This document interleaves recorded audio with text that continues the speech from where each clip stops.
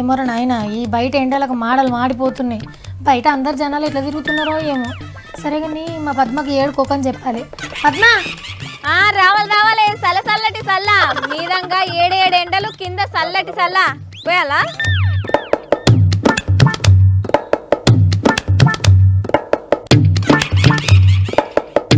అరే నేను స్టూడియోలో ఉన్నా కానీ బయట ఉంటేనా మంచిగా ఒక గిలాసుడు చల్లదాగద్దు.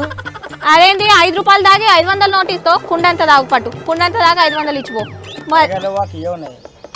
లేదు నా దగ్గర చిల్లర లేవు. నా తెలియదు ఇక దుఃఖంలో పోయి తీసుకొచ్చి పో చిల్లర.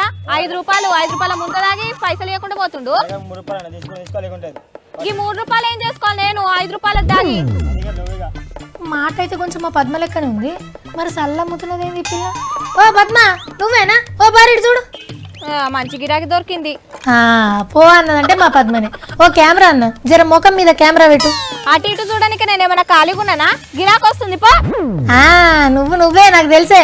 ఇదేం చక్కదని మా అబ్బా నువ్వెందుకు చల్ల అమ్ముతున్నావు? పద్మ సల్లవేంద్రం చల్లటి చల్ల కుండల పోసి అమ్ముతున్నా. నేను అమ్ముతున్నానంటే ఎట్లుంటది? ఓ ముంతటి తాగిపోదురా. ఓహో చల్ల చేసి ఎండలో తిరిగేటోళ్ళకి పోసి పుణ్యం కట్టుకుంటున్నావా? పుణ్యం కాదు పైసలు ముడి కట్టుకుంటున్నా. ఉత్తగోడు వస్తాడు ముంతకు 5 రూపాయలు మాత్రమే. చల్లటి చల్ల రండి ఎవరు వస్తారు? మంచిగుంది టేస్టీ చల్ల. అవ్వా చల్లబొట్టు అమ్ముతున్నావా? నేను ఇంకేదైనా మంచిగా సేవ చేస్తున్నావు అనుకున్నా. ఏం సేవ అక్క? మన ఇంట్లో ఏమైనా బర్రెలు కొట్టం నిండున్నాయా ఉతకపోయినకే? ఏదో దందా చేస్తున్నా పైసలు వస్తాయని. నీకేం పని లేదు. ఆడేమో అడ్డ మీద నువ్వేమో ఇట్లా మంచిగా మోపారు ఇద్దరికిద్దరు. పని చేసుకొని బతుకుతున్నాం తప్పేముందక్క.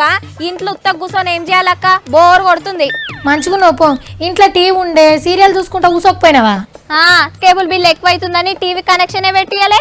ఇంకేడికెళ్ళి చూడాలి? పక్కింట్లో పోయి చూడాలనా? అట్లా కాదబ్బా. ఆ కుండ గిండ అన్ని ఇచ్చిపెట్టి సపడదాకా నువ్వు ఇంటికో. ఈ కుండల చల్లబొట్టు మొత్తం అయిపోయినాకనే ఇంటికి పోతా. అప్పటిదాకా నా కాలు కదలదు. మొత్తం అమ్మినాకనే పోతా నేను. కాదబ్బా సావిత్రుల చెల్లి అట్లా చల్లబొట్టు అమ్ముతుందంటే ఏమన్నా ఉంటుందా చెప్పు? రాజన్న ఏకంగా అడ్డ మీదే పనిపోతుండు. మనం ఏం చేస్తున్నాం? దందా చేస్తున్నాం. ఏమన్నా దమ్కి ఇస్తున్నామా? మరి ఇట్లయితే నువ్వు సపడదాకా మీ ఊరుకో పో.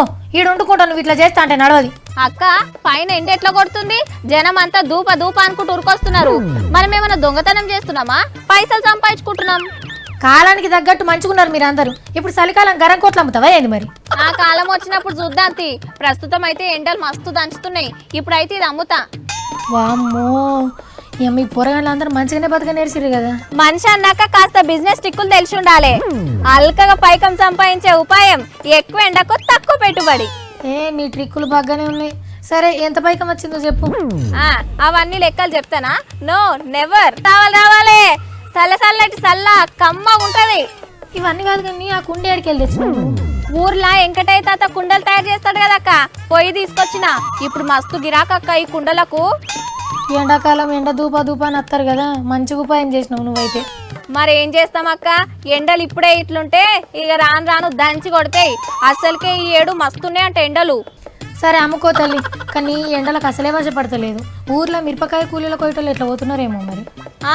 రావాలి చల్లటి చల్ల 5 రూపాయలే ముంతాడు.